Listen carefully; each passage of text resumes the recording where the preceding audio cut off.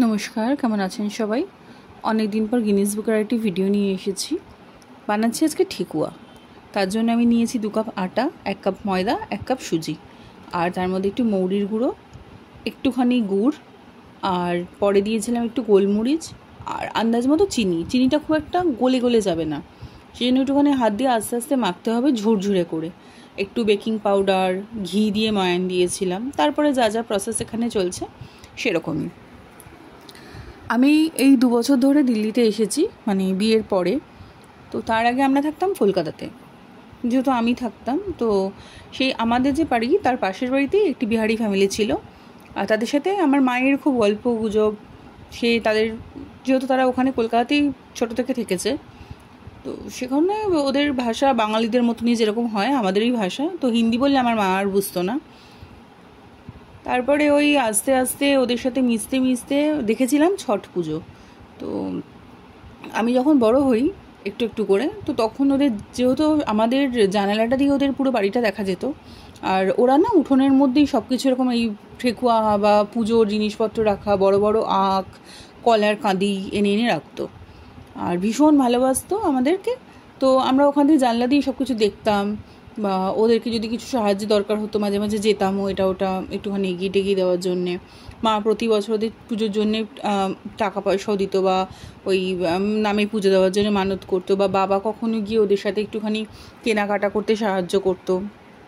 তো সেই রকমভাবেই ওরা প্রচুর ঠেকুয়া প্রসাদ আমাদেরকে দিত।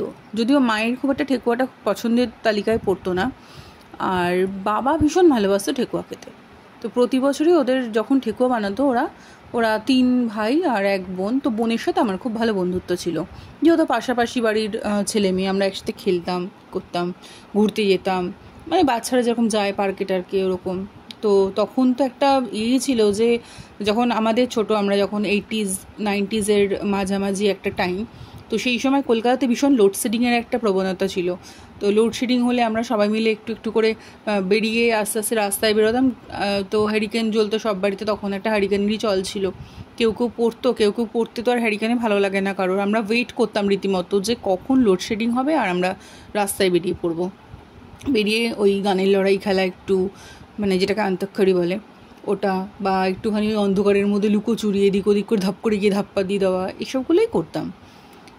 তো দিল্লিতে আসার পরে এই ঠেকুয়ার ব্যাপারটা পুরোটাই 2 বছর ধরে পাচ্ছি না। এখানে যদিও প্রচুর এটা হয় ছট পুজো যেহেতু ঠাকুরের, আমি দেখছি আমাদের রান্নাঘরে জানলা দিয়ে, যেহেতু রান্নাঘরটা দেখা যায়, বাইরেটা দেখা যায় রাস্তাটা, তো সেহেতু দেখছি সবাই যাচ্ছে, কিন্তু পুজোর প্রসাদ পাইনি। আর ঠেকুয়াও, যদিও ঠেকুয়া আমার খুব আহামরি কিছু ভালো লাগে না, কিন্তু যেহেতু বানাতে পারি সেহেতু একটুখানি চেষ্টা করে দেখলাম।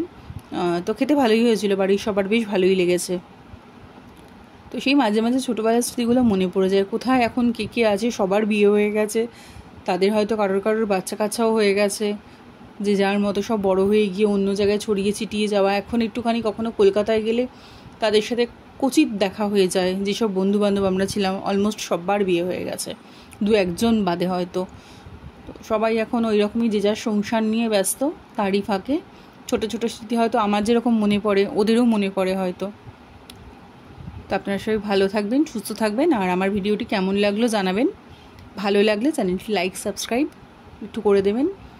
যেহেতু আমার সাবস্ক্রাইবার বাড়ে না, হাস্যকর লাগে, এখন ভিডিওস আর সাবস্ক্রাইবার সেম হয়ে গেছে। তো যদি একটু ভালো লাগে তাহলে চ্যানেলটি সাবস্ক্রাইব করে দেবেন, আর আগামীতে আমার চ্যানেলের পাশে থাকবেন। আমার যেহেতু ঠেকুয়ার ছাঁচ ছিল না, সেহেতু আমি এইটা দিয়েই ছুরি দিয়েই চেষ্টা করেছি, এবং ডিজাইন খুব ভালো হয়েছিল। ভিডিওটি ভালো লাগলে চ্যানেলটি লাইক করবেন, সাবস্ক্রাইব করে দেবেন। আমার ভিডিও দেখার জন্য সবাইকে অনেক ধন্যবাদ।